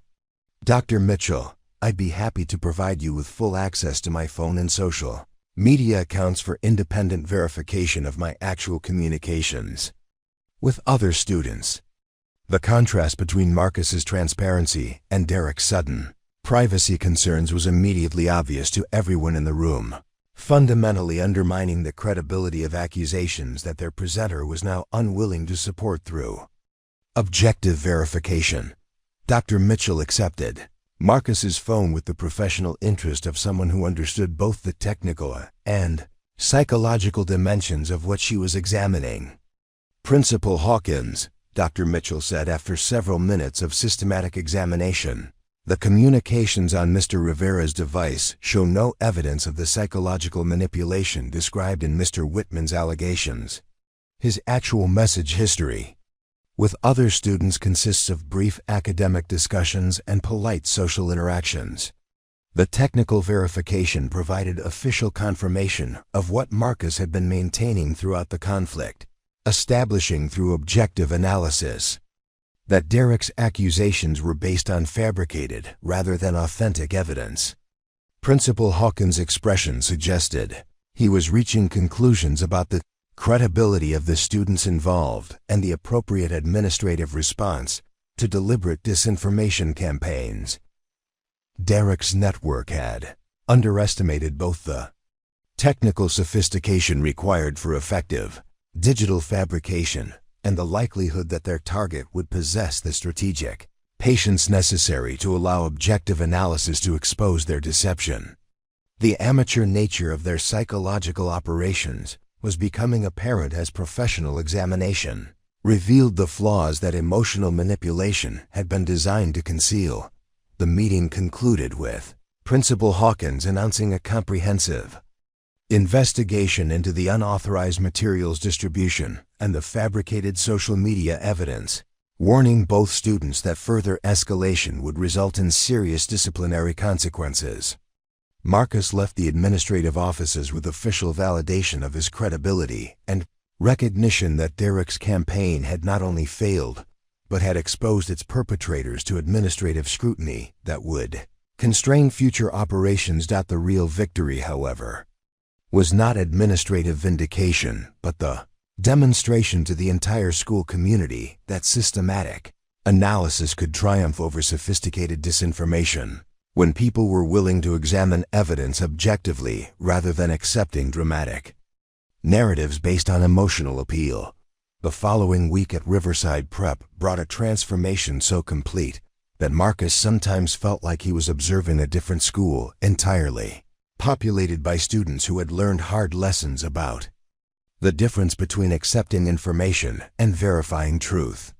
The administrative investigation had concluded with Derek facing suspension for distributing fabricated materials and conducting what Principal Hawkins formally classified as a harassment campaign, while several of his key operatives received disciplinary probation for their roles in spreading unverified accusations.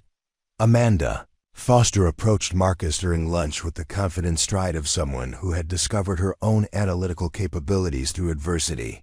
Her previous hesitation, replaced by the assurance that came from successfully challenging disinformation through systematic investigation. She carried a folder containing what appeared to be a comprehensive report, her expression suggesting she had been working on something significant during the days following Derek's exposure. "I wanted to thank you for showing me how to respond to manipulation with facts instead of emotion," Amanda said, settling into the chair across from Marcus at what had become their regular lunch table. "But I also wanted to share something I've been working on that might interest you." The report Amanda presented was a detailed analysis of psychological manipulation techniques commonly employed in high school social environments, complete with case studies, detection methods, and recommended responses for students who found themselves targeted by information warfare campaigns. The sophistication of her work rivaled academic research papers, suggesting that her experience with Derek's campaign had motivated her to develop expertise that would help other students recognize and counter similar attacks. "This is impressive work," Marcus said, genuinely admiring the thoroughness of Amanda's analysis and her systematic approach to understanding psychological operations from both offensive and defensive perspectives. "Have you considered sharing this with Dr. Mitchell? She might be able to help you develop it into something that could benefit students at other schools." Amanda's eyes lit up with enthusiasm at the suggestion, clearly recognizing the potential for her research to have impact beyond Riverside Prep's student body. "I've been thinking about that, actually. Dr. Mitchell mentioned that there are academic conferences where high school students can present research on topics like social psychology and conflict resolution." Tom Rodriguez joined their conversation with the natural ease of someone who had found his place within a group that valued analytical thinking over social conformity, his approach carrying none of the hesitation that had characterized his initial interactions with Marcus. The events of the previous week had apparently convinced him that intellectual honesty was more valuable than social popularity when it came to forming meaningful relationships. "I've been working on the technical side of digital forensics," Tom announced, producing his own folder containing what appeared to be detailed documentation of the methods Derek's network had used to fabricate their social media evidence. "I think we should teach other students how to identify manipulated images and fake communications before they become victims of similar campaigns." The collaboration between Amanda's psychological analysis and Tom's technical expertise represented exactly the kind of alliance Marcus had hoped to see develop, combining complementary skills in ways that would make future disinformation campaigns far more difficult to execute successfully. Their initiative in developing educational resources demonstrated understanding that the best defense against psychological manipulation was an informed population capable of conducting independent verification. Jessica Park approached their table with what appeared to be genuine respect for the group that had successfully exposed Derek's operation through systematic analysis rather than competing manipulation techniques. Her previous neutrality had evolved into something approaching alliance, suggesting she had recognized the value of aligning with people who prioritize truth over tactical advantage.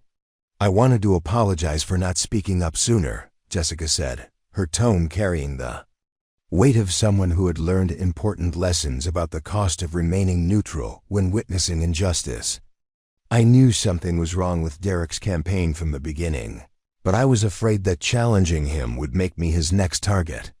Marcus appreciated Jessica's honesty about her motivations while recognizing the courage it took for her to acknowledge her previous inaction. "Understanding why we make certain choices is the first step toward making better ones in the future," he replied. "The important thing is that you're here now, willing to be part of the solution." Dr. Mitchell appeared at their table with the purposeful stride of someone who had been monitoring their developing collaboration with professional interest, her expression suggesting She had proposals that might formalize their educational initiatives within the school's academic framework.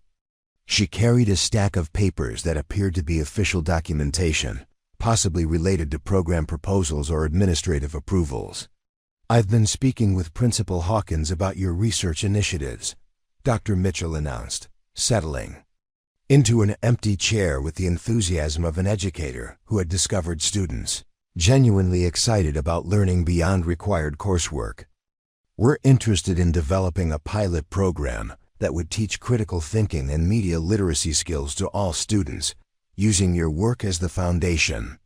The proposal represented validation that their student-led investigation had produced insights valuable enough to warrant integration into Riverside Prep's official curriculum, transforming their defensive response to Derek's campaign into proactive educational initiatives that could benefit the entire school community. Marcus recognized that this outcome exceeded anything he had anticipated when he first arrived at the school. "We're also exploring partnerships with other schools that have experienced similar incidents," Dr. Mitchell continued, her vision expanding beyond Riverside Prep to address psychological manipulation as a broader educational challenge. "Your combined expertise in psychological analysis and technical verification could provide other students with tools they need to protect themselves from information warfare." The conversation continued through the remainder of lunch period as they discussed implementation strategies, resource requirements, and potential expansion of their educational initiative to address manipulation techniques beyond those employed in Derek's campaign. Marcus found himself genuinely excited about the possibility of contributing to educational programs that would help students develop resistance to psychological manipulation while fostering critical thinking skills that would serve them well. Beyond high school. As the bell signaled the end of lunch period, Marcus reflected on how completely the situation had transformed from his first day at Riverside Prep. Derek's attempt to isolate and discredit him had instead resulted in the formation of a collaborative group committed to truth and analytical thinking. While exposing the weaknesses of manipulation-based approaches to social conflict, the real victory was not personal vindication, but the demonstration that systematic analysis and collaborative fact-checking could triumph over sophisticated disinformation. When people were willing to prioritize truth over convenience, Marcus had successfully defended himself without compromising his principles, while helping other students develop capabilities that would protect them from future psychological manipulation attempts. Most importantly, he had found genuine allies who valued him for his authentic qualities rather than fearing him for fabricated threats, proving that transparency and honesty remained powerful tools for building meaningful relationships even in environments where manipulation and deception seemed to offer tactical advantages. The master manipulator had indeed come to Riverside Prep, but it wasn't Marcus Rivera. It was the collective intelligence of students who had learned to think critically, verify independently, and resist manipulation through systematic application of analytical thinking to social conflicts that might otherwise have been resolved through emotional appeals and competing narratives. 3 months later, Marcus stood before a packed auditorium at the Regional Youth Leadership Conference, sharing the stage with Amanda, Tom, and Jessica as they presented their research on digital literacy and psychological resilience in academic environments. Their presentation had drawn attendees from dozens of schools across 3 states, all eager to learn from students who had successfully countered a sophisticated disinformation campaign through collaborative analysis and systematic fact-checking. Derek Whitman sat in the 3rd row, taking notes with the focused attention of someone who had learned hard lessons about the difference between manipulation and leadership. His suspension had included mandatory counseling and community service, experiences that had apparently provided him with perspective on the destructive nature of his previous approach to social dynamics. After the presentation, he approached Marcus with genuine respect rather than his former antagonism. I wanted you to know that your response to my campaign taught me more about real strength than anything I learned playing football," Derek said, extending his hand in what appeared to be sincere reconciliation. "I'd like to help prevent other students from making the mistakes I made." Marcus accepted the handshake, recognizing that Derek's transformation represented the kind of genuine change that psychological operations were supposed to inspire when conducted with ethical purposes rather than selfish motives. "Everyone deserves a second chance to choose who they want to be," Marcus replied. The true master manipulator wasn't the veteran with classified training or the charismatic athlete with social influence. It was the power of truth itself, systematically applied by students who refused to accept convenient narratives when objective evidence was available. Sometimes, the best psychological operation is simply helping people discover their own capacity for critical thinking. What did you think of Marcus's incredible journey from outsider to truth seeker? Have you ever witnessed or experienced psychological manipulation in your own school or workplace? Share your thoughts in the comments below. And don't forget to subscribe for more incredible stories of courage, intelligence, and the power of standing up for truth. Hit that notification bell so you never miss our latest uploads.